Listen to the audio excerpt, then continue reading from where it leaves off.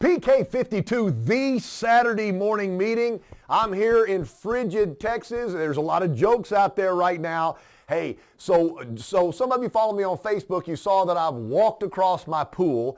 Now, I live in Fort Worth, which is about 100 or so miles from the Oklahoma border, but I got a photo right here. So you talking about real. Now, I know that the North experiences, and a lot of you guys follow me up north. I know you guys get hammered every winter. You have these giant snow drifts and blizzards, and the snow plows are out all the time. I still don't think we have any snow plows. We got road graders out doing some work. That's a toilet.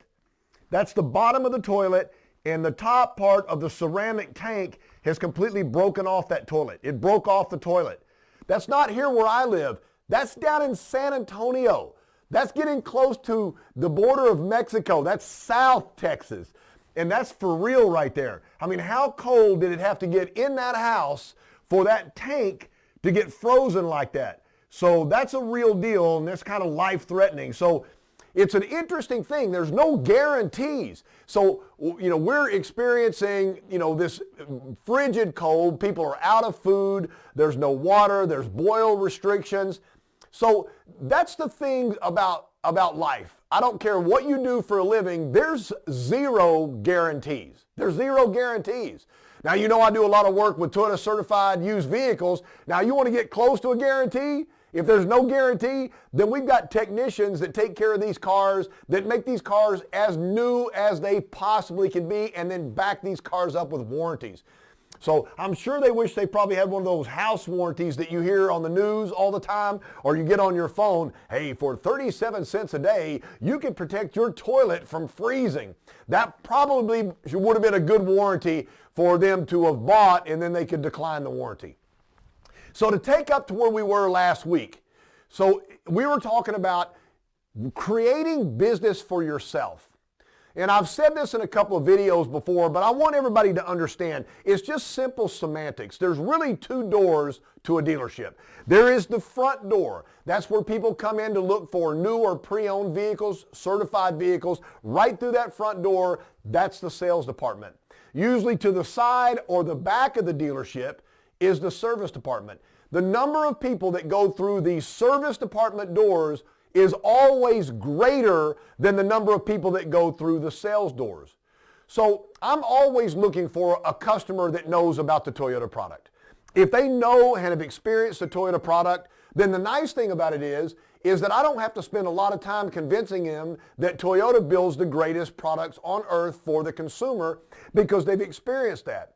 If somebody's trading in a 4 or 5 year old Toyota, then I always ask the question, I said, what has amazed you about the quality of this car? Well, we've never had to do anything to it. The car's been fantastic. And so I don't have to create that for somebody that's coming over trading in a Ford that's never been in a Toyota before. So if I really like that easy transition into selling a great product, then think about this. If every service writer in your dealership, ASMs, wrote 18 to 22 ROs a day, including lube, oil, and filter, so quick lube. So let's call that 20 ROs a day. So 20 ROs a day, maybe 4 service writers. So if you do the math at 6 days a week, that's almost 25,000 repair orders a month. 25,000 repair orders a year, not a month, a year. So 25,000, that's 25,000 people that are driving the Toyota product. That's 25,000 people that have experienced the quality of Toyota. That's 25,000 people that came to your dealership on purpose, because they could have gone to another Toyota store. They could have got their oil changed at even Walmart. So they chose to come to your dealership. So there's some kind of either trust or relationship going on right there. 25,000. Now, if you really want to break it down, if they come into your dealership twice a year, that's not 25,000, that's 12,500 if it was 100%, half and half. But now that's a customer that's been to your store in a year 2 times. 2 times right there physically in your drive. It's not a telephone call. It's not an internet lead. It's not a text. It's not a chat. They're physically in your store. They're driving a Toyota product. I want to resell that product. Before I get started on selling them something new or pre-owned out of our inventory, the first and foremost thing is I want what they're driving. Think about what's going on out there. Our products last forever. Forever. You know, and I know that's a bottled term, forever, but if you look at our product versus other products, that forever keeps going on. You know, somebody told me one time, I'm going to drive a Toyota till the wheels fall off. So you ain't going to live that long, you know? And so 150,000 mile Toyota, a Corolla, what a car. 150,000 mile Corolla. These independent dealers in your location, in your city, in your metro, in your general county are making brilliant money on reselling these higher mileage Toyotas. If you look in the inventory, and I do look in your inventories, gang, I'm sorry, I really work hard for you, but I look in the inventory of the big Toyota stores, and there's very few products in inventory that are over 100,000 miles. Very, very few products. But those cars are available.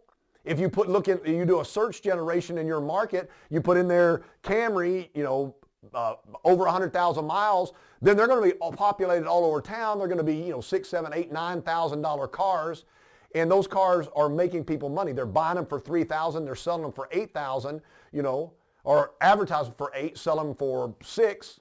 So that's a $3,000 front end on a car that they have very little invested in, and a car that would have made money for our shop if we put it back on the lot. You put somebody out in a 150,000 mile Toyota, over the next 3 years, the service on that car is going to be higher than a brand new car that you just leased somebody. So now I've got service profitability. But I want to talk to you guys about resourcing yourself. You certainly can go to the customer lounge and walk up to somebody and go, hey, would you like to trade your car? I know if you do that 4 or 5 times to the same person, eventually they're going to get tired of it and they're not going to come back to the store again.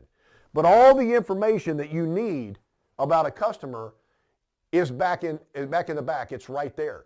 There's so many dealerships now that are doing an equity mining situation. So they're looking at cars that have equity. Well, to be honest with you, I don't care if they have equity or not. You know, the majority of people that you work with come in with negative equity on their car. They're ready to trade. They're ready to get out of their car. And if they're upside down on the car by $3,000, you know, we work that into the deal and we get them taken care of. So I don't care about people that just have equity. I care about people that have cars that I would like to resell. So that's 25,000 opportunities for a very, very mid-level Toyota store.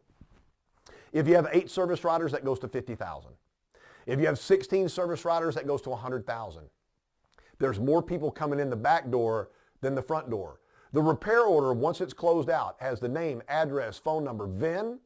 It has the mileage, it has recommended services, and then there's a service history on the car that's been in your dealership. So we know the value of the car based upon the service history and what they're trading in.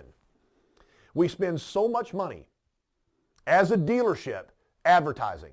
Toyota advertises nationally. We did a Super Bowl ad that was phenomenal this year. The Highlander ads this year and the Sienna ads this year, national, have been unbelievable. But I don't think we're advertising for somebody that's currently got a 4-year-old Sienna.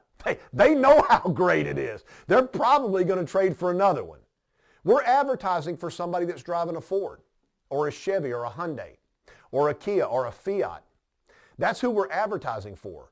So the first and foremost thing that I want to put in front of you right now as we're going through the cold spell in Texas is mine the people that have already done business with your dealership first, and we'll worry about the people that we're getting to cross over from another brand later.